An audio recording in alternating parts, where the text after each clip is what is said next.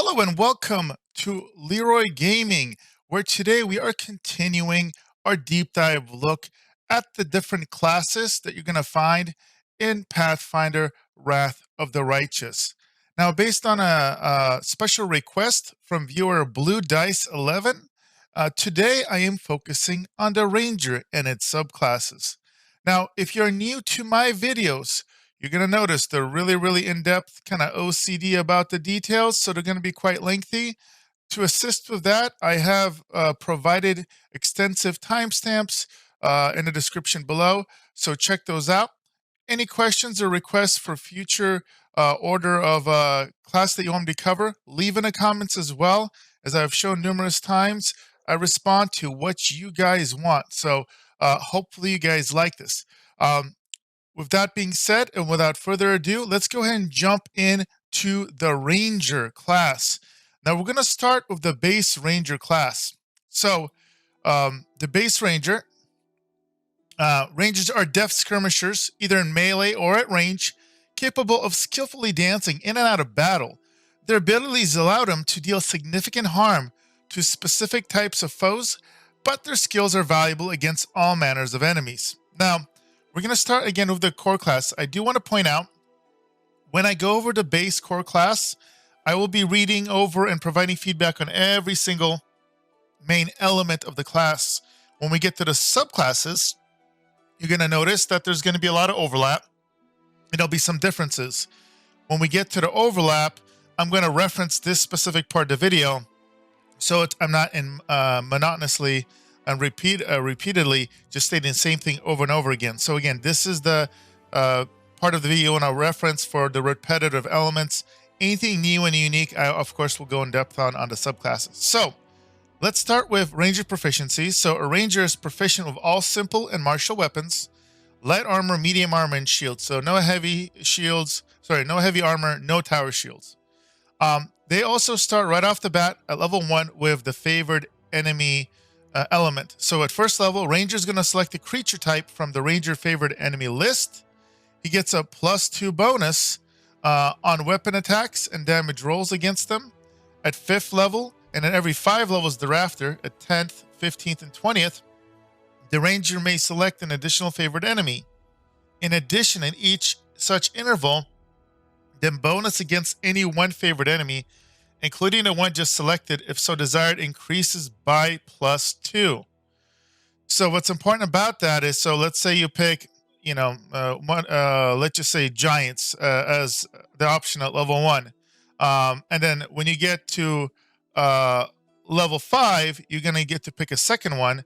And then you can, let's say dragons. So you can, at level 5, then choose to get an additional +2 bonus to the giants. So it'll be +4 now to attack and damage instead of +2. Or, as this states, you can get the +2 to the dragons. So you would keep +2 to giants, and then for dragons, as a random example, you would get +4 now. Now, specifically, it says here, if the Ranger chooses humanoids or outsiders as a favored enemy, he must also choose an associated subclass as indicated on the table below. This is important because there's a lot of different humanoids, and if it was just all humanoids, this would be just way too powerful. Same as outsiders. If a specific creature falls into more than one category of favorite enemy, the Ranger's bonuses do not stack. He simply uses whichever bonus is higher. Okay. So again, you're going to get that at 1st, at 5th, at 10th, 15th, and a final one at 20th. Now, you're also going to get this, the way this is looking at, again, I don't know if this is a typo or not, but it looks like, based off this, as it doubles up. I'm assuming this is a visual element of that extra +2 bonus I was talking about. So you pick your primaries here, and then that second portion that says you may select an additional favorite enemy, either the current one or a previous one for the additional bonus. That is what I'm assuming this is visualizing. It's just not doing the best job of it. So that's what I'm going to be going with here. Next, you get combat style. So at 2nd level, a Ranger must select one combat style to pursue. So the Ranger's expertise manifests in the form of bonus feats at 2nd level, 6th level, 10th level, 14th level, and 18th level. He can choose feats from his selected combat style, even if he does not have the normal prerequisites. So you're going to be normally picking whether it's, range combat, dual wield, or two-weapon fighting, etc. So that's what this is talking about, and it lets you kind of really specialize in that combat style and get specific feats for that. Okay. Now you also, at starting level 3, going to get to choose a favorite terrain. Okay. And now this is a little interesting. So at 3rd level, a ranger may select a type of terrain. The ranger gains +2 bonus on initiative checks and lore nature, perception, and stealth skill checks when he is in this terrain. 8th level and every 5 levels thereafter, the ranger may select an additional favorite terrain. In addition, at each subsequent interval, the skill bonus and initiative bonus in any one favorite terrain, including the one just selected, is, if desired, is increased by +2. So similar format as the favorite enemy element, just for whatever reason, they don't have the same visual effect, it looks like. Now, this will be more useful if this is your 2nd or 3rd playthrough and you know what terrains are going to be prevalent in this game. So for example, in the previous game, Pathfinder Kingmaker, there was just a ton of woods everywhere, so it made sense to pick woodland areas. If you don't know and you pick kind of a biome that isn't well represented in a game, this may potentially be a waste. So again, hindsight 2020, this is potentially way more powerful if you know what you're getting into. You're also going to get a level 3 endurance. So harsh conditions or long exertions do not easily tire you. Benefits: you get a +2 bonus on athletic checks and +4 bonus on fortitude saves against fatigue and exhaustion specifically. And you may sleeve in light or medium armor without becoming fatigued. Now, moving forward, you're going to get an ability at level 4 called Hunter's Bond. So at 4th level, Ranger forms a bond with his hunting companions. Bond can take on 2 forms. One form is chosen. It cannot be changed. First bond is with his companions. This allows him to spend a move action to grant half his favored enemy bonus against a single target of the appropriate type to all allies within 30 feet who can see or hear him. Bonus lasts for a number of rounds equal to the Ranger's Wisdom modifier, minimum 1. This bonus does not stack with any favored enemy bonuses possessed by his allies. They use whichever bonus is higher. The second option is to form a close bond with an animal companion. So they, for example, unlike a hunter, have the option of getting their companion here at 4th instead of 1. Ranger who selects an animal companion can choose from the following list: bear, boar, giant centipede, dog, elk, leopard, mastodon, monitor lizard, smilodon, or wolf. And now the animal is a loyal companion that accompanies the ranger on his adventures as appropriate for its kind. A ranger's animal companion shares his favorite enemy and favorite terrain bonuses, and really functions like the druidic animal effect. So I will be doing a separate video that I will that you'll be able to check out in the next couple of days, is the goal, specific to animal companions. They're a little bit more advanced than in the previous iteration. So as you pick the animal companion, they're going to have almost like a personality, and it's going to reflect what kind of special abilities they're going to receive as they individually level up. And I will go over what that looks like in that future video again. So look forward to that. All right, moving on. You're going to get at level 9, you're going to get evasion. So a character can avoid even magical and unusual attacks of great agility. If you make a successful reflex save throw against an attack that normally deals half damage, on a successful save, you instead take no damage. But a helpless character does not gain the benefit of this. This will upgrade to improve the evasion at 16, where now you take no damage when you succeed, but even if you fail, you now only take half damage. You also get camouflage at 12. So range of 12th level or higher can, as a move action, use stealth skill to hide in any of his favorite terrains, even in combat. So that's pretty big for getting the benefit of sneak attacks, for example, if you were to multi-class to get sneak attacks. this again just notates your additional favorite terrains. Then you're going to get Query at level 11. So a character can, as a standard action, denote one target within his line of sight. As his query, he receives a +2 insight bonus on attack rolls made against his query, and all critical threats are automatically confirmed. It can have no more than one query at any time. So do note, this doesn't have any duration requirements. You have the query, you get that indefinitely until you switch it. And then you're going to, at level 19, get improved query. So he can now select the query as a free action instead of a standard action, which is huge. And his insight bonus to attack query increases to +4. That's significant. And because it is an insight bonus, it's going to stack with a lot of other bonuses. So this is it's unlikely that you're going to have this be compromised where you have multiple forms of insight bonuses that don't stack. And finally, you get Master Hunter, and this is a level 20. So a ranger of 12 becomes a Master Hunter. He can, as a standard action, make a single attack against a favorite enemy at full BAB. If the attack hits, the target takes damage normally and must make a fortitude save or die. The DC for that is 10 plus, for that save is 10 plus 1/2 the ranger's level plus the ranger wisdom modifier. You can use it 5 times a day, but not against the same creature more than once in a 24-hour period. So before we move on from the ranger, I'm going to take a quick moment and show you what it looks like to have the favorite enemy, what your options are at level 1. So let's take a quick look at that. I'm going to have to just quickly select some random elements here to get to that portion for you. Randomly pick that. All right, here we go.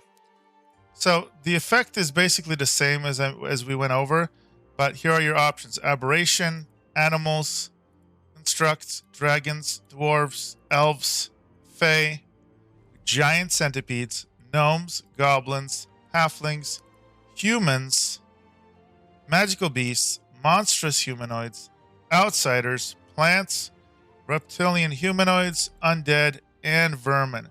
So again, you're going to get to choose potentially up to 5 different ones as you level up to 20. So those are your favorite enemies. Now let's go ahead and take a look at the subclasses, starting with Demonslayer. So Demonslayers are known for their expertise in destruction of demons. So let's look at the similarities and differences. So you're going to get the same normal ranger proficiencies, and you're going to see when it comes to your favorite enemy, it automatically at level 1 picks outsiders for you. Okay. And it looks like based on this, you have no choice, but basically you're going to get that extra +2 bonus to outsiders. So you're super focused on outsiders. As that, I guess, double dip functionality. And in addition, it says, let's see here. I want to make sure wording is not different. So, okay, it is. So Demon Slayer favorite enemies. So in addition to the outsiders, it says, at first level, a Demon Slayer must choose favorite enemy evil outsider. Again, I'm wondering if this is, we'll read through this. 5th level, and every time he advances his favorite enemy bonus, Demon Slayer must advance his bonus against evil outsiders.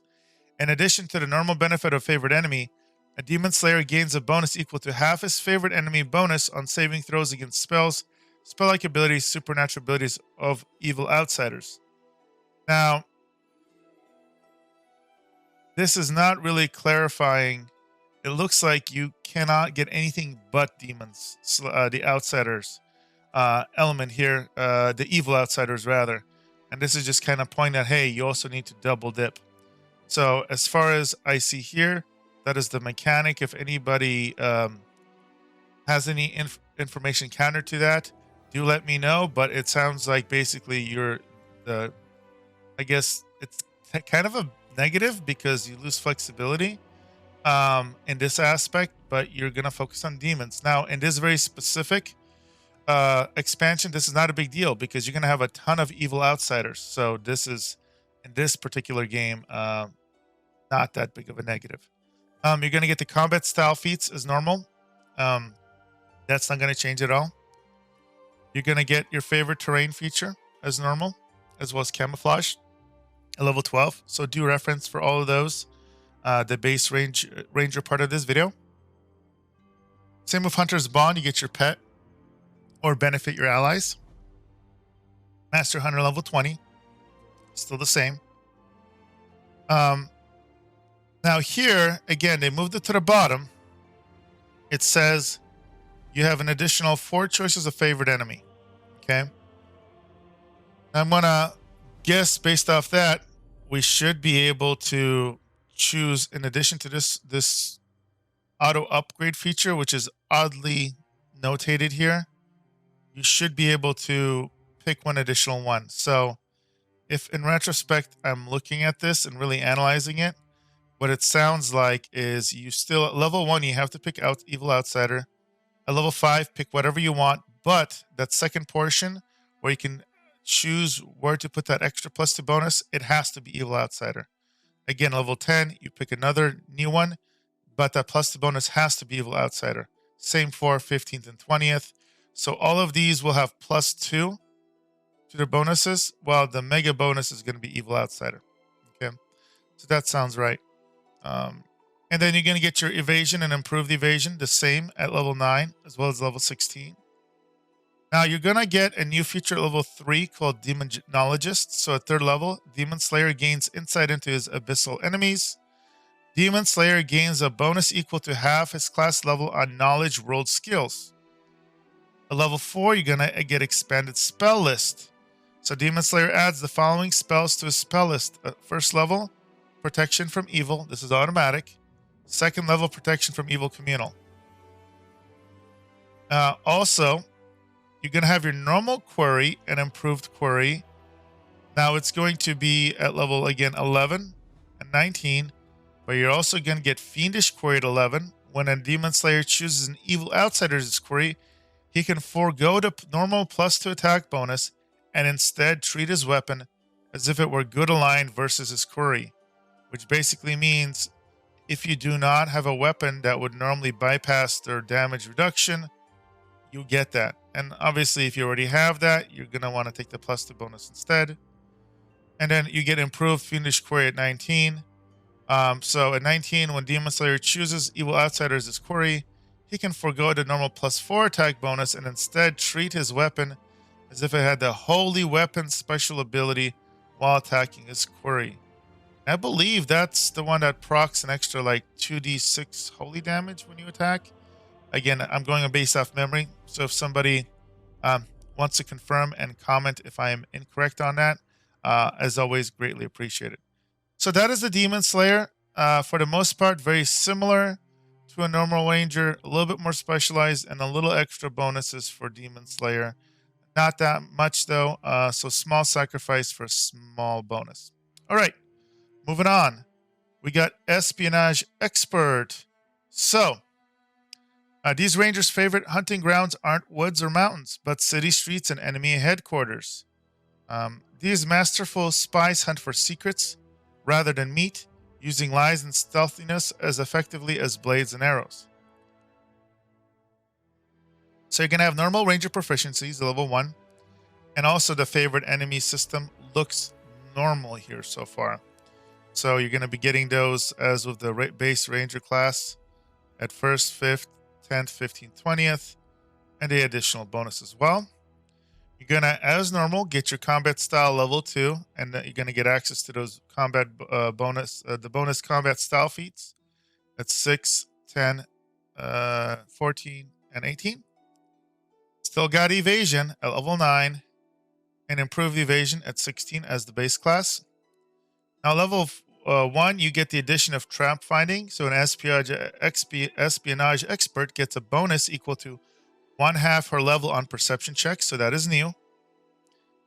At level 3, you're going to get undercover. An Espionage Expert gets a bonus equal to 1/2 her level on persuasion when using bluff specifically and stealth checks. Level 4, you're going to get Hunter's Bond.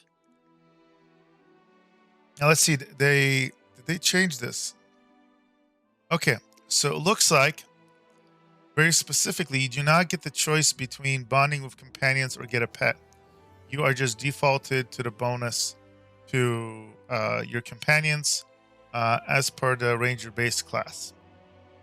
You're also going to get Espionage Expert magic. So while usually rangers use their wisdom to cast divine spells, Espionage Experts use the power of their personality. The main casting ability for the Espionage Expert is Charisma. So this is interesting. So this is a ranger that is going to use Charisma as their second primary stat. So Dexterity and Charisma most likely. Which, if you're going to be a main character, and maybe you want to make sure you have a high persuasion check for all the conversations, you're going to be able to potentially not have as high of a wisdom, and instead bump charisma. So there you go. You're going to get normal query at 11, and improved query at 19. No change there. You're going to get favorite terrain, but according to this, unless there's a typo or misdesign, you're only going to get one favorite terrain, which kind of makes sense because it talks about how they're all about the streets and not about nature. So you get one option instead of the multiple options that the base class has. And you're going to get a 20th. Here's the difference. Instead of the Hunt Master, you're going to get the Espionage Master. 20th level, as a standard action, you can make a single attack. Now, is this any different than the Slay? Yeah, no. So they call it Espionage Master. The only difference here is, so you're still gonna, you do the normal attack, and then they have to make a fortitude save or die, but the DC for the save is different. So now it's equal to 10 plus half Espionage Expert level, plus the Espionage Expert's Charisma modifier. Other than that, you can still use it 5 times and only once on the same creature every 24 hours.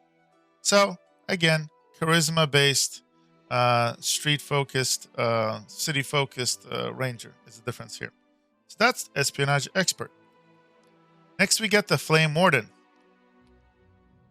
So, emulating the Blazing Phoenix, Flamewardens sweep through the world like selective forest fire, burning away corruption, evil, and those who cling to decay. So, let's look at the similarities and differences. Again, starting with the similarities, you're going to get normal ranger proficiencies as the base class, normal favored enemy progression, it looks like, normal combat style feats selection, and normal favored terrain. So all of that is the same. And again, do reference my base ranger part of this video if you want full details on that. Now the changes. Starting at level 3, you're going to get, well, technically it looks like this is still the same. Just the icon looks a little different. You get endurance at 3, +2 bonus on athletic checks, and +4 bonus on fortitude saves against fatigue and exhaustion. And you can sleep with medium and light armor without becoming fatigued. But then the changes are at level 4.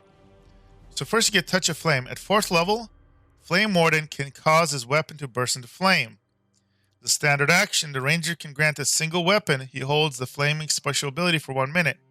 Under the effect, weapon counts as magic for the purpose of overcoming magic reduction, and can use the ability to a number of times per day equal to 3 plus your wisdom modifier. At 12th level, the weapon affected by this ability gains the flaming burst special ability instead. So that one you end up proccing, I believe, an AoE attack. Now, at level 9, you're going to get Stoking the Embers. Flamewarden can fan the last spark of a recently slain creature's life force back into full flame. Once per day, as a standard action, Flamewarden can touch the corpse of a creature to grant it the effect of Breath of Life. Breath of Life spell cures 5d8 points of damage plus 1 point per cast level. Maximum plus 25.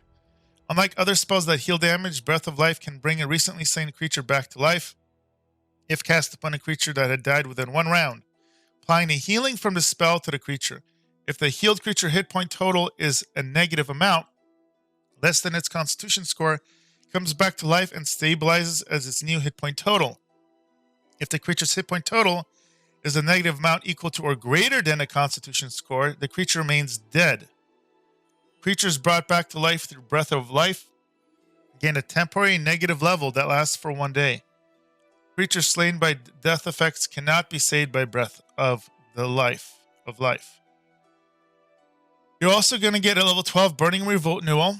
A Flamewarden can use a cleansing power of fire to remove afflictions from his body, mind, and soul. When the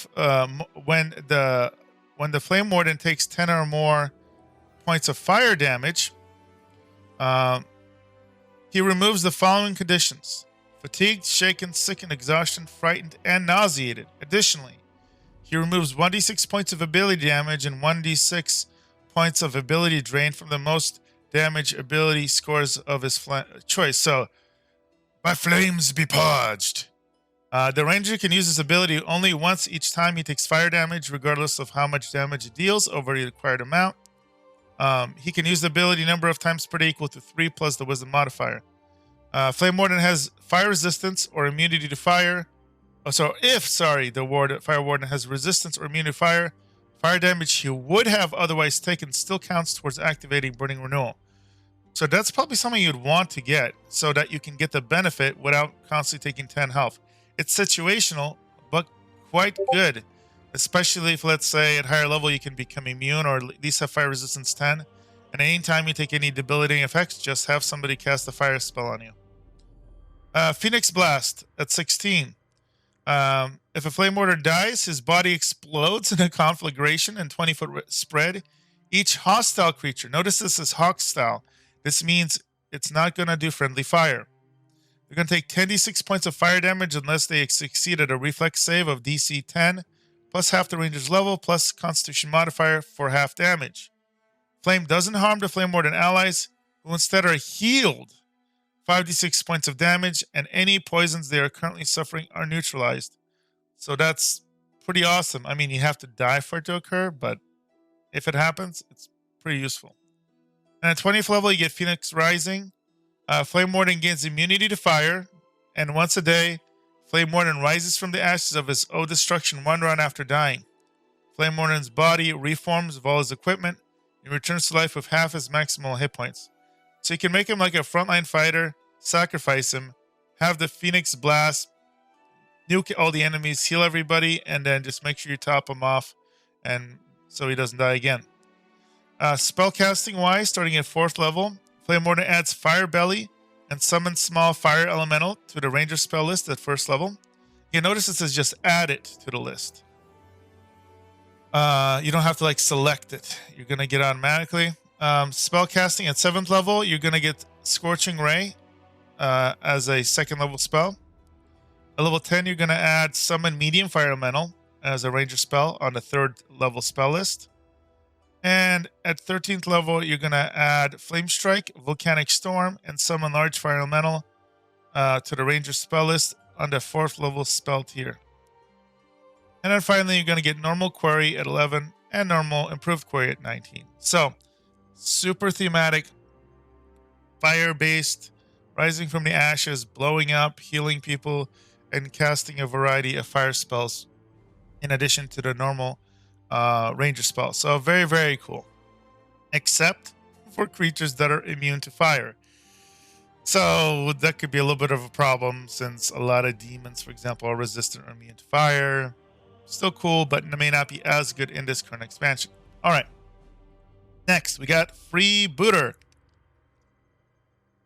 So a Freebooter is a natural leader, a pirate who works well with a variety of people in a variety of roles. Her specialized combat tactics help organize and direct crew, and Freebooter talents are in high demand. Most Freebooters work as independent agents. Freebooter signs on with a crew when she feels the urge to travel and often moves to a new ship when her contract ends. So, similarities and differences. What do we got? Ranger proficiencies are normal. So you get Freebooter's Bane. This is brand new at level 1. First level Freebooter can, as a move action, indicate an enemy in combat and rally her allies to focus on the target. Freebooter and her allies gain 1+1 bonus on weapon attacks and damage rolls against the target. At 5th level and every 5 levels after, so at 10, 15, and 20, Bonus increases to +1. Freebooter's Bane lasts until the target dies or the freebooter selects a new target. So again, lasts as long as it's targeted. Eventually, you're going to get +4 to attack and damage towards that enemy for you and your entire party. That's pretty nice. You're going to get Freebooter's Bond at level 4. And it's a bond with the crewmates, which is your party. Bond allows her to spend a move action to grant her allies extra combat prowess when they work as a team. All allies within 30 feet who can see or hear the freebooter get an additional +2 bonus on attack rolls when flanking for 1 minute. That's really, really nice. And then you're going to get Master Hunter as the normal Ranger level 20 cap ability there. You're going to get, notice you don't get your normal favorite enemy elements. That's what the Freebooter Bane replaces. But you're going to get normal combat style feats, progression.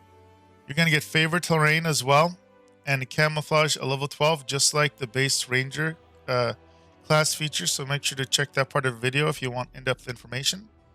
You also can get the normal endurance feat basically for free at level 3. Normal evasion at level 9. Normal improved evasion at 16. Normal query at 11. And normal improved query at 19. So very, very focused here. You don't get a chance to have a pet or anything, but it's all about you and your crewmates getting bonuses against enemies. So focused, but very, very good ability focus there. So that's really, really nice. Okay, next you're going to get, the final subclass is Stormwalker. Last but not least, Rangers who walk in a tempest unafraid draw the power of the storm into themselves and become Stormwalkers. Thematically, I absolutely love this. So, normal Ranger proficiencies. Normal favorite enemy progress does not change. Now, here's the difference, okay? You're going to get at second level, so you're basically focused on archery. So instead of picking a favorite combat feat like choosing between two-handed or dual wield or archery, you basically auto pick archery. So at second level, you can select from point blank shot, precision shot, and rapid shot. Sixth level, you get to bonus feat option of improved precision shot, point blank master, and many shots to the list. And 10th level, you add improved critical to the list. And what's important about this, again, you don't have to meet the prerequisites for this. You probably will because you're a ranger and you're probably going to have all the requirements. But you could, in theory, kind of skip elements. So what does that mean? So if for some reason you don't take precision shot at level 2, it sounds like you could take improved precision shot at 6th level and bypass the need for precision shot. Favorite terrain, that's normal. Normal progression as well as camouflage at level 12.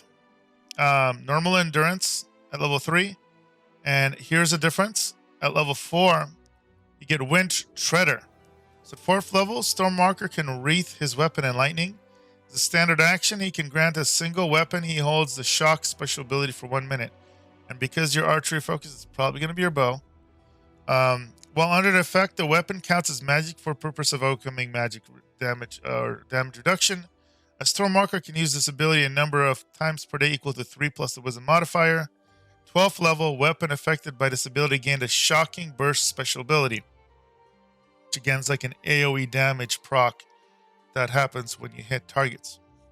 You can get normal evasion at level 9, but notice you lose improved evasion. You get flash step at 11.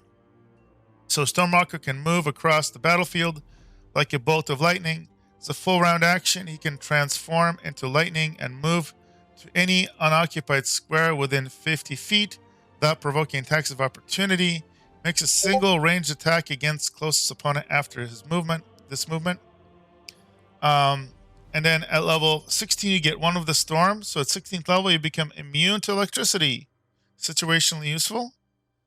You're going to get the flash shot, 19th level. When a Stormwalker uses flash step, he can make 2 ranged attacks after a movement. Both these attacks are made at his highest base attack bonus. That's pretty cool. So you can teleport around and just auto cast spells, and that's pretty awesome.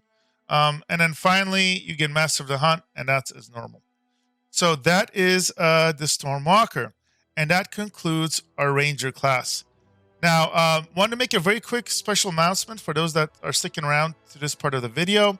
I have started dabbling in streaming. I kind of had a bit of a false start because I had a bad mic, and so I did some streaming, experimenting with stuff, and audio issues were there. But now that I have a new mic and headset, I'm gonna be trying to commit to streaming Tuesdays and Thursdays from 8:30 to 10:30 Pacific. I'm going to be streaming a variety of games I like, but I also want an opportunity. If any of you want to just chill and ask me questions about any of the games I cover, or just games in general, that's an opportunity for me to interact with you guys. I already love interacting with you guys on the comments. So if you're up at those times and want to come and chill and relax, I'm going to start experimenting with that. Eventually, I might try and find some more time to do it. But it's going to depend. You know, I have a full-time job, wife and kids. I went back to school, and I'm going to be going to graduate school here in a little bit. So I have a lot going on, but I love doing this. It's very therapeutic for me, and I feel like you guys are enjoying the content. So hopefully you like it, and you can join me. I will be dual casting both on YouTube as well as on Twitch. And on Twitch, my handle is Leeroy Gaming Stream, 3 words, just like that. So check that out. And as always, if you want to support my channel here, like, subscribe, hit the notification bell. And if you have any requests for the content you want me to cover, drop in the comments. I will read it. I will check it out. Again, Leeroy Gaming here, and I'm going to see you guys next time.